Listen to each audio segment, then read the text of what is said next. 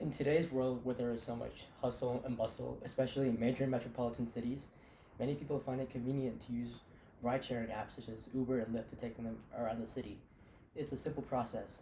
All you need to do is take out your phone, call a driver, and wait for him or her to pick you up from the app. However, this process is so simple that these companies have become multi-billion-dollar titans in the transportation industry. Dad, I know every week when you go to Phoenix for work, you use Uber for all your transportation needs. However, I think you should reconsider your choices.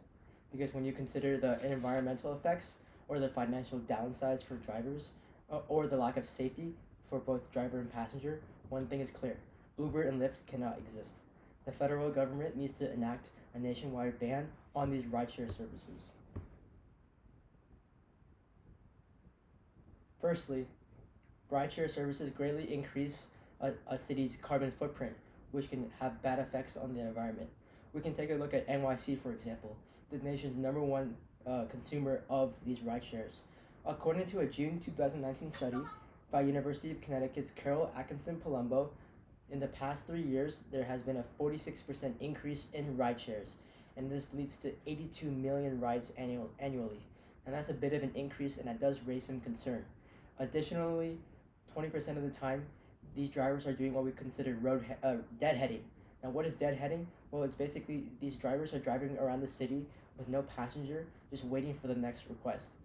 Deadheading is like if you're in a grocery store and you're waiting in line, but 20% of the people in line don't even have any groceries to buy. They're just holding up the line. That's the same thing with deadheading, but this time they're leaking CO2 into the air. And this becomes a major problem when, according to an October 2017 study by UC Davis's Regina Kleelau, a quarter of adults in major metropolitan cities report to use Uber and Lyft on a daily to weekly basis. Now, what this does is that it draws more and more people away from healthy, eco-friendly public transit options such as the bus or the subway, or even walking and biking. As you can see from this graph, after the adoption of ride-hailing services, there was a 6% decrease in public bus usage, 3% decrease in light rail usage, and a 2% decrease in bike usage. Now, what's even worse is that half of these people report back that if they didn't have Uber and Lyft in their area, they would have just either taken fewer trips, walked, biked, taken the rail, or carpool with someone.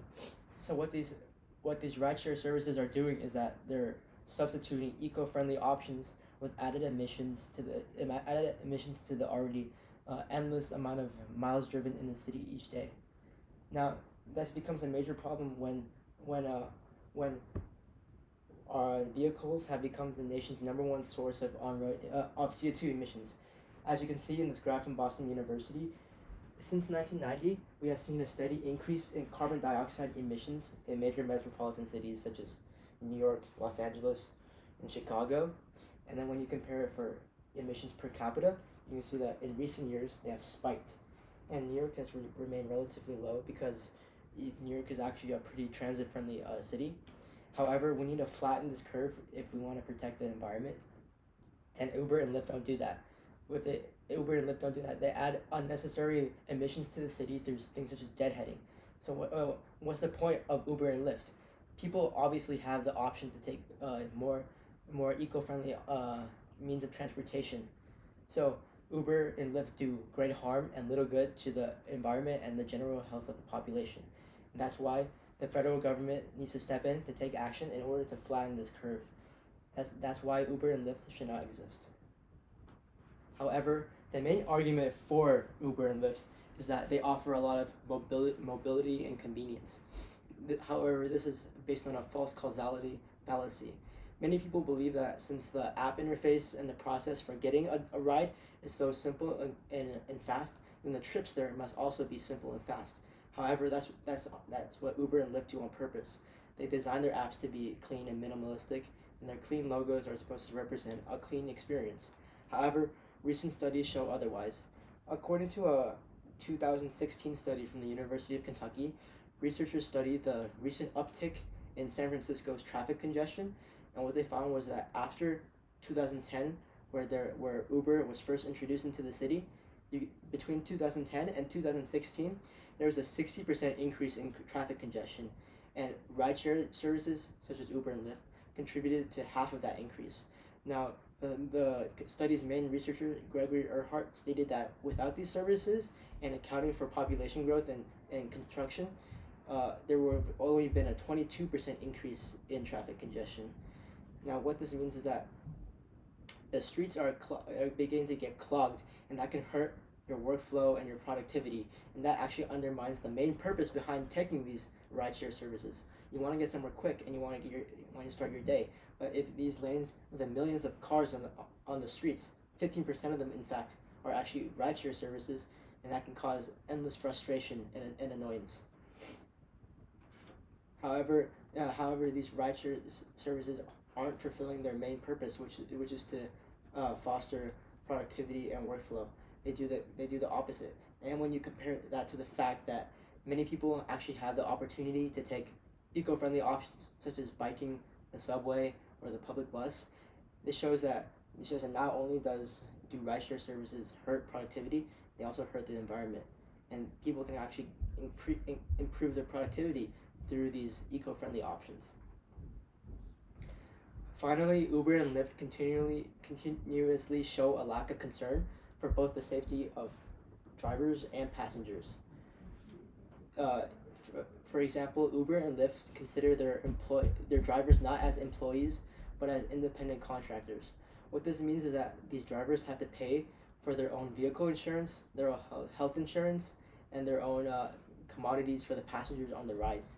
On the other hand, they don't get workers' compensation, they don't get overtime benefits, they don't get unemployment insurance, and they don't get a minimum wage. And this can put a big strain on the financial situations of these drivers. And what's even worse is that according to a 2018 study by UC Berkeley's Michael Reich, 40% of these drivers have such low incomes that they qualify for Medicaid, and another 20% don't even have health insurance. So if they get into an accident, then that can become a major problem.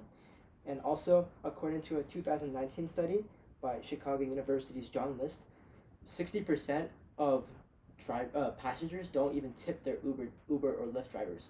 Now, the loss of a tip can mean, obviously, like someone can't make ends meet for the day, and then if they can't meet ends meet, then they can't pay pay for food for their families, they can't pay for rent, and then they get fired, and they can't even get unemployment insurance because they're not employees. Now, Uber and Lyft purposely do this because their Scrooge-like business models makes them emphasize maximizing the profits at the expense of their drivers. They purposely lobby against bills such as California's AB5 bill, which would make these drivers considered employees because they want to make sure that they don't have to spend as little money as possible on protecting these drivers.